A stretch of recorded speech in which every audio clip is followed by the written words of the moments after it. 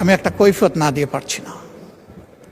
মাননীয় প্রধানমন্ত্রীর পরিবারকে জড়িয়ে যারা অশ্লীল আচরণ করেছে, উনি এখনো বিচার চান নাই, আমি তার পক্ষে তাদের বিচার চাই।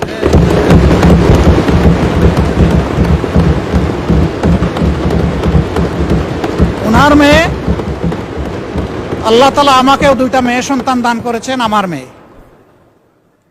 ওনার মেয়ের সম্মান মানে আমার মেয়েরও সম্মান, মানে আমাদের মেয়েরও সম্মান।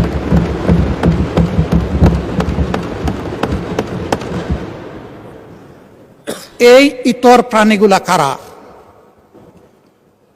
তাদেরকে নির্মোহভাবে খুঁজে বের করা হোক। প্রিকনসেপ্ট কোন আইডিয়া থেকে নয়, ব্লেম গেমের জায়গা থেকে নয়, ভেরি ট্রান্সপারেন্টলি এটা বের করে আনা হোক।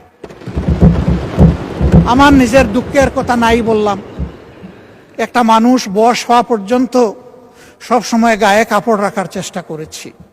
মা বাপ যেটুকু পেরেছেন, আমি এখন যেটুকু পারি সামর্থ্যের আলোকে। কিন্তু আমার যে কতবার কাপড় চোপড় খুলে ফেলে, নিজেরটা আমি কারে বলবো? মাননীয় স্পিকার, কি শিখাচ্ছি, কাদেরকে প্রশ্রয় দিচ্ছি? মনে রাখবেন, আমাদের কেউ যদি এদেরকে প্রশ্রয় দেয়, একদিন এরা আমাদেরও কাপড় নিয়ে টান দেবে। এই নোংরা ধারা বন্ধ হওয়া উচিত।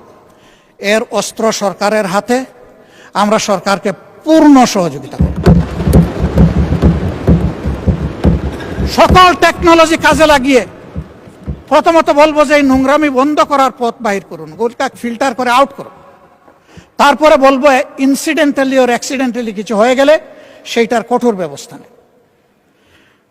আমি সংসদ সদস্যরা 2জন দাঁড়িয়ে তাদের নিরাপত্তা চেয়েছেন, আমি খুশি হতাম তারা যদি বলতেন আমরা আমাদের নিরাপত্তা চাই না, আমরা 20 কোটি মানুষের নিরাপত্তা চাই।